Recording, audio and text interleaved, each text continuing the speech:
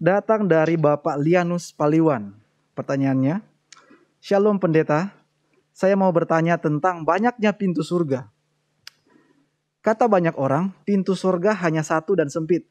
Bagaimana pandangan pendeta kalau dari kitab Yeskiel 48 ayat 30 sampai 35 dan kitab Wahyu 21 ayat 12 sampai 18. Baik pendeta, kita akan bacakan ayat-ayat ini. Untuk Yeskiel 48 ayat 30 sampai 35, satu perikop ini judulnya Kota yang Kudus. Oke, ayat 30. Inilah pintu-pintu keluar kota itu. Di sisi sebelah utara yang ukurannya adalah 4.500 hasta, terdapat 3 pintu gerbang, yaitu pintu gerbang Ruben, pintu gerbang Yehuda, dan pintu gerbang Lewi. Sebab pintu-pintu gerbang kota itu disebut menurut nama suku-suku Israel. Ayat 32. Di sisi sebelah timur yang ukurannya 4.500 hasta, terdapat 3 pintu gerbang juga, yaitu pintu gerbang Yusuf, pintu gerbang Benyamin, dan pintu gerbang Dan. Ayat 33. Di sisi sebelah selatan yang ukurannya 4.500 hasta, terdapat 3 pintu gerbang juga, yaitu pintu gerbang Simeon, pintu gerbang Isakar, dan pintu gerbang Zebulon. Ayat 34.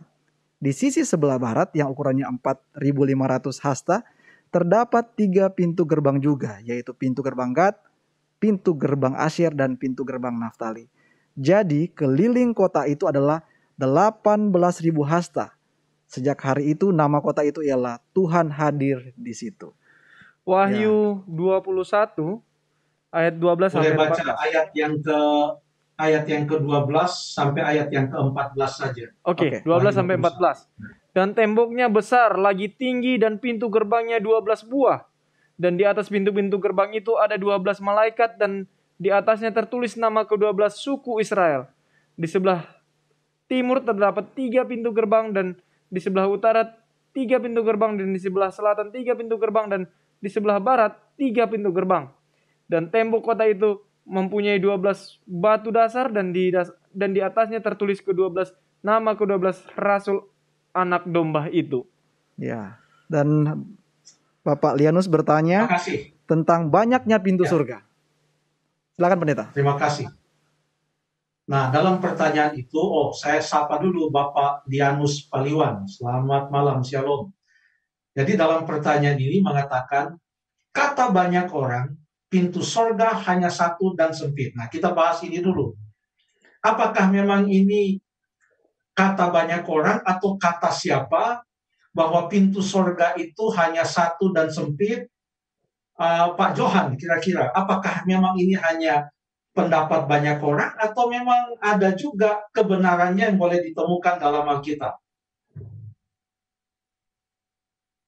Kalau mengenai pintu surga ini kan memang yang tadi kita baca dan juga kalau kita lihat di buku Wahyu ada 12 pintu di mana mewakili 12 suku Israel, kan harusnya sesuatu yang besar ya pendeta ya. Tetapi mungkin ilustrasi mengenai pintu surga itu kecil, mungkin bagi kita orang yang berdosa sulit untuk masuk ke dalam surga, mungkin itu yang dimaksud ya.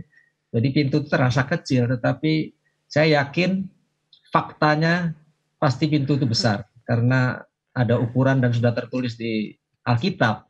Itu pendapat saya, pendeta. Mungkin bagi kita yang berdosa, ya kita rasakan sulit masuk dalam kerajaan surga karena itulah pintunya kecil. Terima kasih Pak Johan.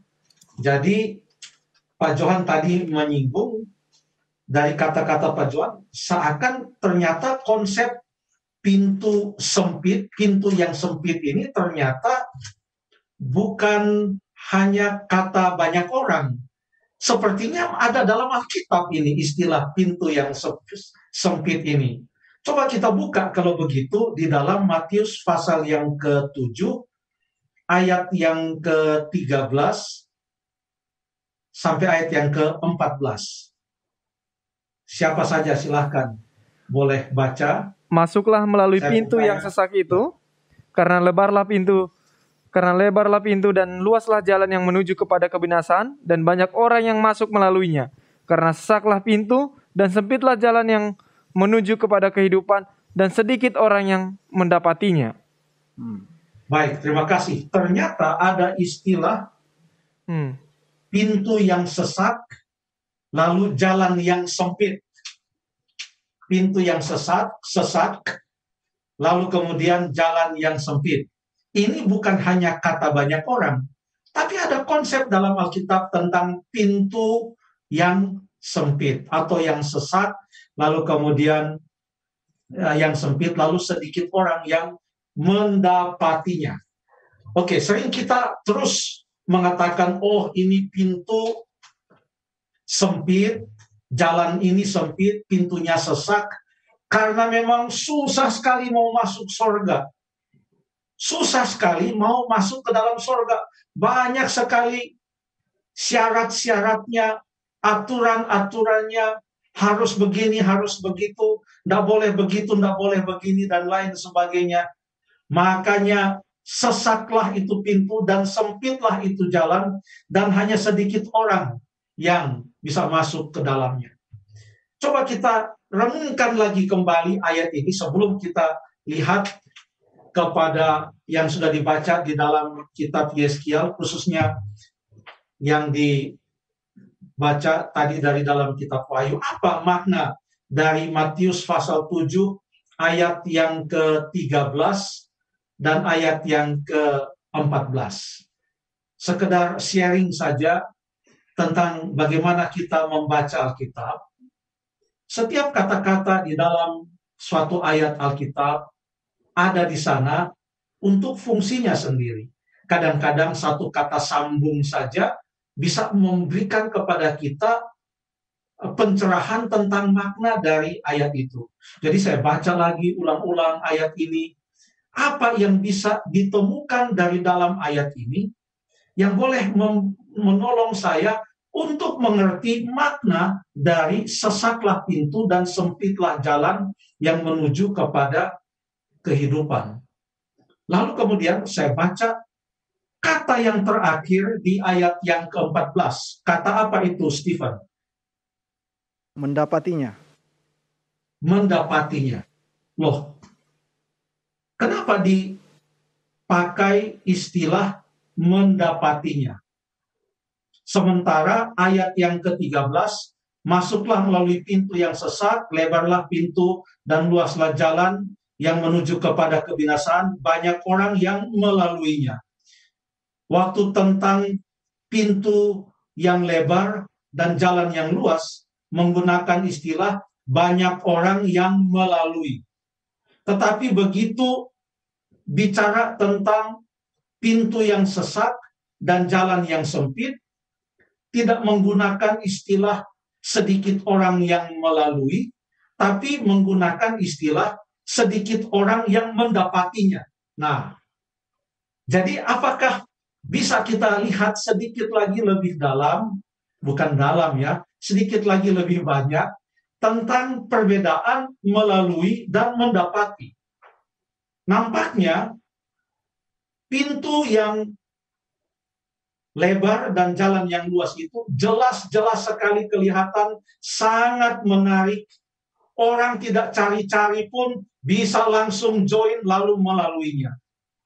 Tetapi pintu yang sesak dan jalan yang sempit itu membutuhkan sebuah perhatian. Oleh sebab itu, orang yang melalui pintu yang sempit dan jalan yang sempit dan pintu yang sesak itu digambarkan sebagai orang-orang yang mendapatinya. Atau mendapati pintu itu, mendapati jalan itu yang menuju kepada kehidupan, sehingga mereka mendapati kehidupan itu. Mendapati ini adalah suatu istilah yang muncul juga di dalam Matius pasal yang ke-7. Sebelum saya lanjutkan lagi, perlu kita ketahui bahwa Matius pasal yang ke-7 ini adalah bahagian dari khotbah Tuhan Yesus di atas bukit. Itu kan Pak Johan, kita semua tahu, dimulai dari pasal yang kelima. Judulnya di Alkitab yang dicetak oleh Lembaga Alkitab Indonesia ini ditulis di sana, khotbah di bukit. Khotbah di bukit, ya. Itu mulai dari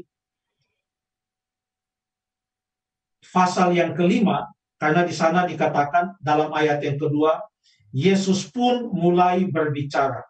Lalu mulai pasal 5 ayat yang ketiga, semua itu kata-kata Yesus, karena ayat 2 mengatakan Yesus pun mulai berbicara. Terus dia berbicara, lalu kemudian sampai di pasal yang ke-7 ayat yang ke-28 dikatakan setelah Yesus mengakhiri perkataan itu, selesai itu khotbah. Jadi dari dia mulai sampai dia selesai. Jadi Matius pasal yang ke-7 ayat 13 dan 14 ini adalah bahagian dari perkataan Yesus di atas bukit itu, atau yang biasa orang katakan khotbah Yesus di atas bukit. Kalau orang berkhotbah, tentu kita memperhatikan khotbah itu dari awal sampai akhir. Jadi pada waktu ada kata-kata di pertengahan khotbah itu, atau di awal khotbah itu, atau di akhir khotbah itu, yang nampaknya bukan baru pertama kali disebutkan, sudah 1 atau 2 kali, tentu kita bertanya, apa maknanya? Kenapa disebutkan kata ini? Dengan kata apa kata ini dihubungkan, dan lain sebagainya. Saya suka bertanya seperti itu. Jadi, disebutkan dalam Matius 7 ayat 14, sedikit orang yang mendapatinya, mendapati kehidupan itu, mendapati pintu itu, dan mendapati jalan itu. Mendapati ini adalah hasil dari apa? Kalau boleh saya tanya kepada Jeffrey, atau siapa saja, Pak Johan, Stephen, mendapati itu hasil dari apa? Mencari, Mencari, pendeta. pendeta.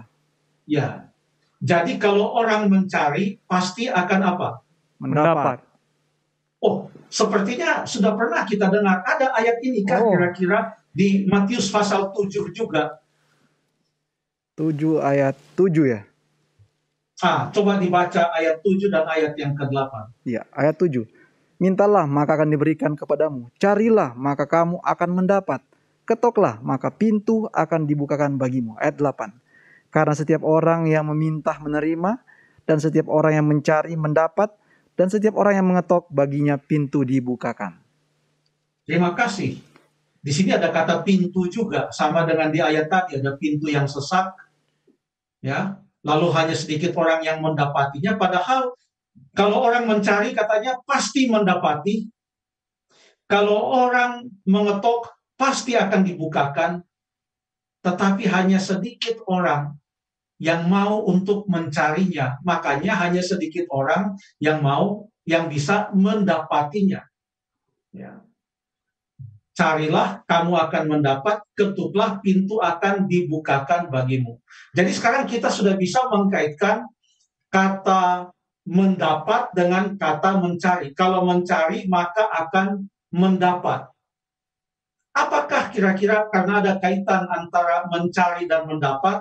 Lagi pula ini masih di dalam satu khotbah Tuhan Yesus di atas bukit. Tidak ada salahnya kita cari juga, atau kita coba temukan juga kata mencari. Coba kita lihat apakah ada kata yang kata mencari masih dalam khotbah di atas bukit.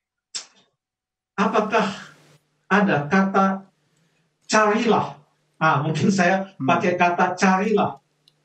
Matius 6 ayat 33 Pak Pendeta. Ya, silahkan.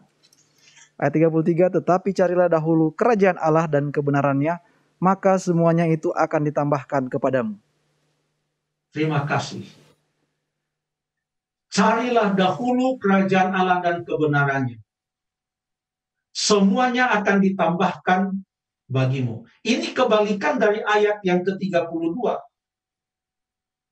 Sebab ayat 32, semuanya itu, yaitu yang lainnya, itu dicari oleh bangsa-bangsa yang tidak mengenal Allah.